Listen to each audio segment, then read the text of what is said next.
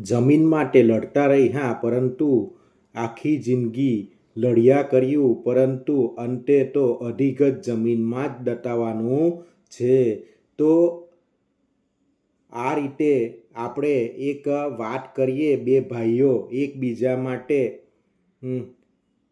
જમીન માટે, ખેતર માટે લડતા રહ્યા અને કોર્ટમાં કેસ પણ કર્યો અને છેલ્લે તેઓ વૃદ્ધ થયા અને એક જ હોસ્પિટલમાં પાસેના બેડમાં તે લોકોને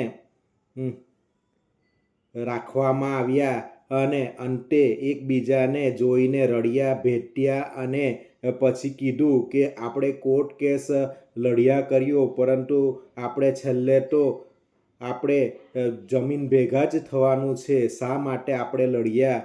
અને એટલા માટે જ મિત્રો કહેવાનું એ છે કે આપણે પ્રેમનું મહત્ત્વ છે, આપણે લાગણીનું મહત્ત્વ છે, આપણે એકબીજા પ્રત્યે પ્રેમ રાખવો જોઈએ. આપણે ભાઈઓ પણ લડતા રહેશું તો આ દુનિયામાં કોઈ કોઈના પર વિશ્વાસ કરશે નહીં અને બધા સમજી મળીને જો રહેતા હોય તો આ દુનિયા એક સ્વર્ગ બની જાય છે.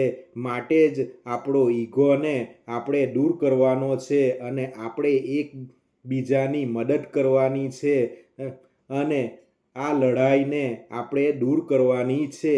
આપણે એકબીજા પર વિશ્વાસ કરવાનો છે અને એકબીજાને પ્રેમ કરવાનો છે.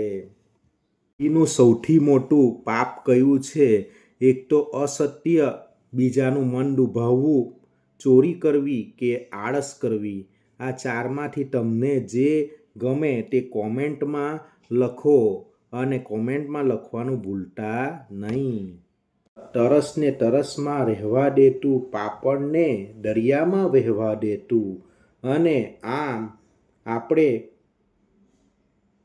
આ પંક્તિ ગમે તો કોમેન્ટ કરો, લાઈક કરો.